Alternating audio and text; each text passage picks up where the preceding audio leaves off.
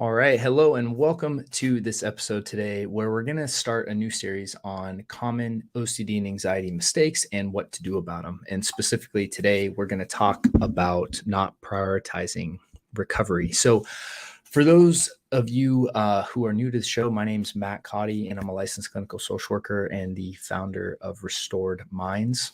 And really this show is about, just helping people take their life back from OCD and anxiety.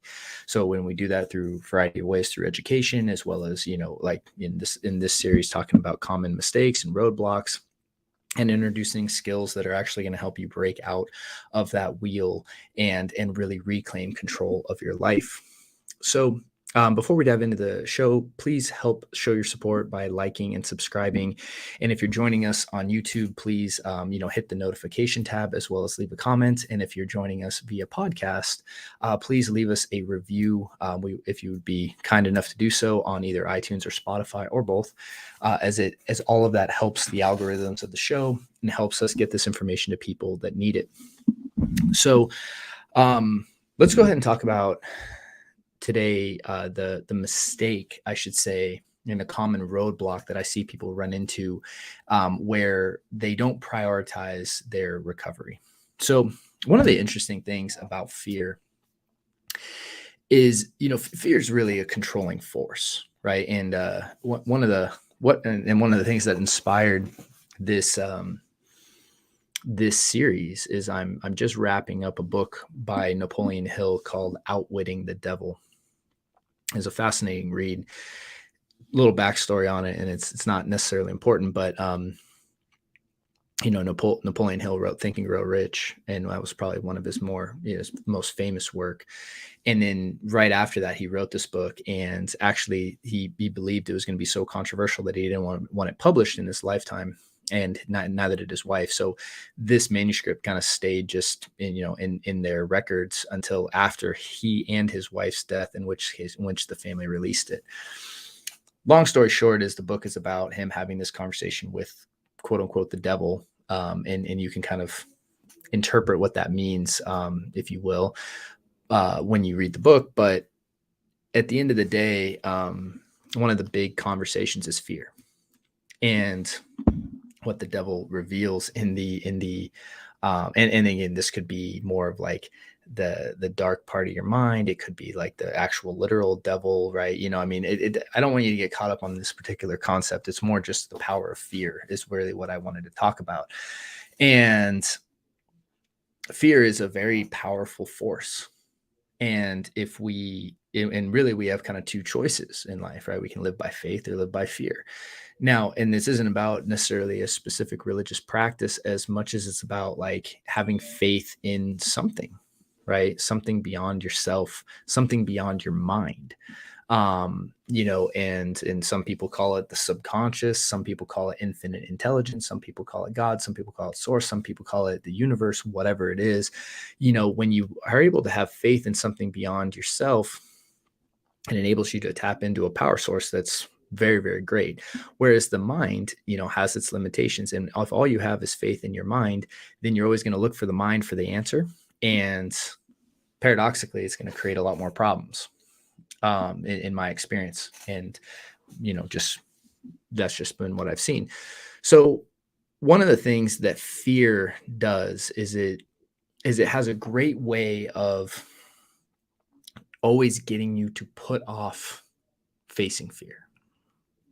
And it always will convince you that now's not a good time to address this, right? Now is just not the time for whatever reason, right? It always has a good reason, quote unquote, because it has this unlimited resource of the future to always put it off towards, right? So if, let's say today's Monday when I'm recording this, for whatever reason, now just isn't the day to address this. So, maybe I'll call on the weekend because I'm not working, or, hey, I need to work out first, or I need to do this. And it always has this excuse of why you shouldn't address it now.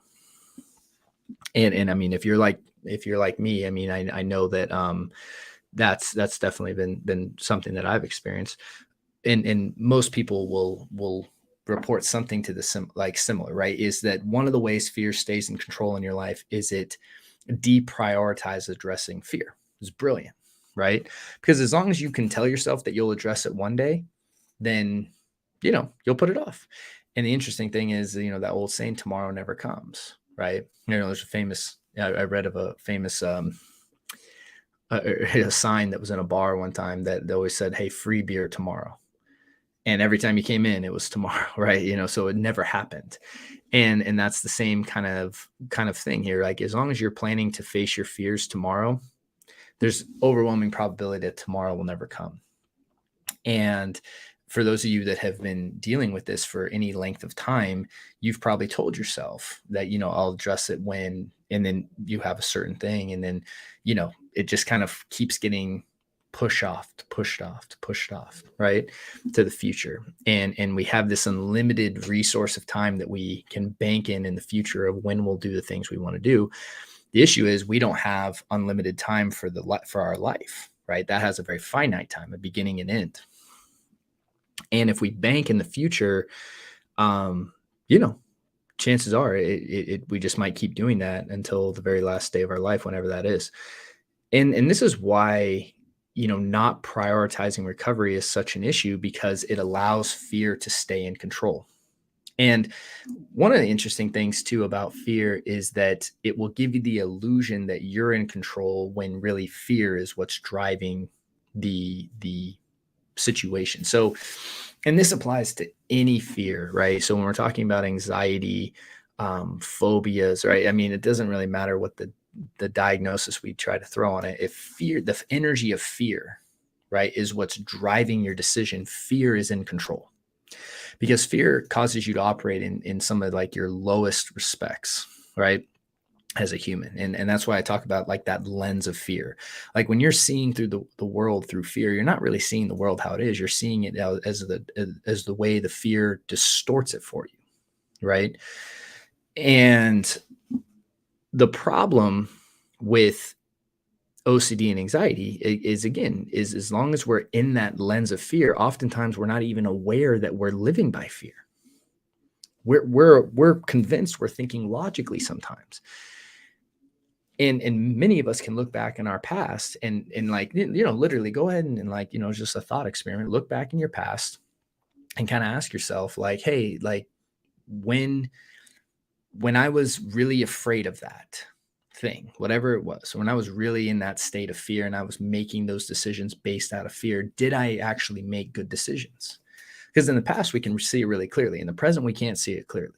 So the past can be our friend for this, because we can really be like, okay, hey, when I was really afraid of that thing and I was trying to control those people or get reassurance or avoid those things, like, was that good? Was it a good use of my time to ruminate about that for hours and hours and hours?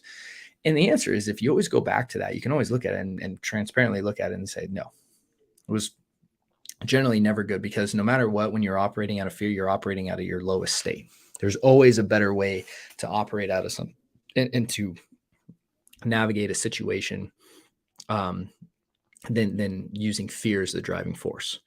Fear causes you to contract. It causes the idea of scarcity. It causes the idea of, that fight or flight. So you get very reactive, often say things that hurt people, do things that hurt people, all that stuff. So that's the point when we're talking about prioritizing recovery. Like, one of the two tricks that fear uses is it convinces you again that you always have time in the future, so don't do it today. And also you're oftentimes very unaware when fear is in control, and you'll convince yourself that it's really like that you're logically making these decisions. I've seen people do all sorts of wild compulsions in the name of logic, right? Like, whether it's logical to take 3-hour showers or, all these different things. So prioritizing recovery is important because it's the only way you can really be free, right? I mean, if we're really just being transparent, that's what taking back control is about, is like, when you're living your life and it's directed by fear, it creates a very limiting experience in this world, right? In this life, right? That's what fear does. It limits you. It creates constrictions. It confines you, right? It says, oh, these areas are now off limits. And it damages your relationships. It damages you pursuing things you really want to in life.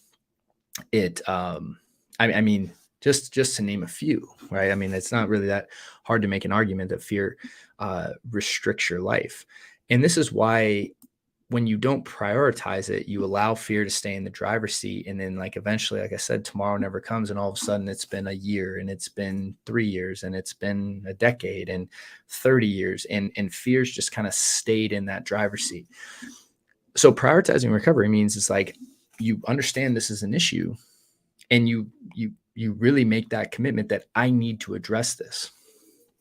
And I've just seen, and I know for myself, I did this big time, right? And when I was really stuck in my own fear loops, is I didn't prioritize it, and so there's several ways that I wouldn't prioritize it. And there's several things I did that maybe you can relate to. One of the things that I did was I always thought I needed to learn more, right? I just thought like, well, if I just keep reading and, learning more and, doing videos and podcasts and conferences and stuff, as long as I keep learning, I'll eventually just figure it out. Learning is staying on the sideline, right? You're never going to outlearn this to the point of not having to do the work that's required of you. It's the same way as like, if I just keep learning about business, all of a sudden I'll just have a successful business one day. It's like, no, like eventually you got to take what you learn and apply it. Right. So that's a big way that I've seen people kind of stay on the sideline and actually convince themselves they're doing something when really, the work is right in front of them. It needs to be done. And when it comes to this idea of prioritizing your recovery, it means that like it needs to be put in front of other things in your life for a temporary period of time, at least. So a lot of people will hide behind all these things in their life and say, well, I can't because work or, and I'm not saying that you need to like do any radical things here, but like, we have our responsibilities in life. But the problem is that fear is bleeding into all those areas of our life. And so if we don't address the fear, it's going to damage those areas of our life. So our families, our work, responsibilities, all that stuff is like, those aren't reasons not to do this. Those are reasons to do this because we can't let the fear take over there. And what prioritizing recovery really means is saying like this needs to be my top concern. I need to be working at this every day. I need to be learning and applying the skills I need to break free from the grips of fear wherever it is in my life. And the more and more we work towards it and prioritize it daily and start putting in habits like AAA response that are going to really help break fear, break the grips of fear from our life, that's when we truly get to live free. And then that actually enriches all the other areas of our life.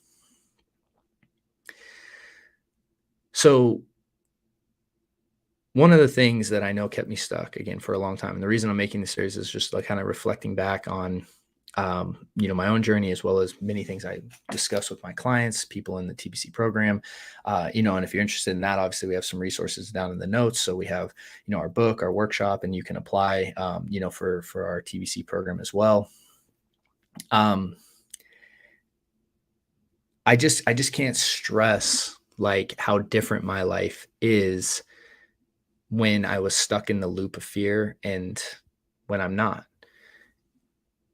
And for a long time, I stayed stuck, and one of the main things was simply because I just didn't want to prioritize it. One of the reasons was because I was afraid of facing fear. I was afraid of being afraid. And if I could do little things to distract myself or avoid things, it's like that felt better that day. But what it didn't do was get me better in the long run. And that's where you have to start choosing your long-term health over your short-term comfort today.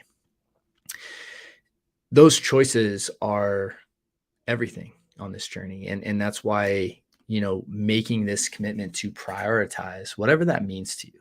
And I'm not telling you what that means to you because I mean, just deep down, whether that means like actually enroll, and we'll talk about in the next episode, the lone wolf approach, which is the route I went, which was another big hurdle. And we'll talk about why it's so important to get guidance from people that really understand what they're doing, because, the lone wolf route was just a huge thing that kept me stuck as well. So, but today I just want to talk about the idea of making it a priority.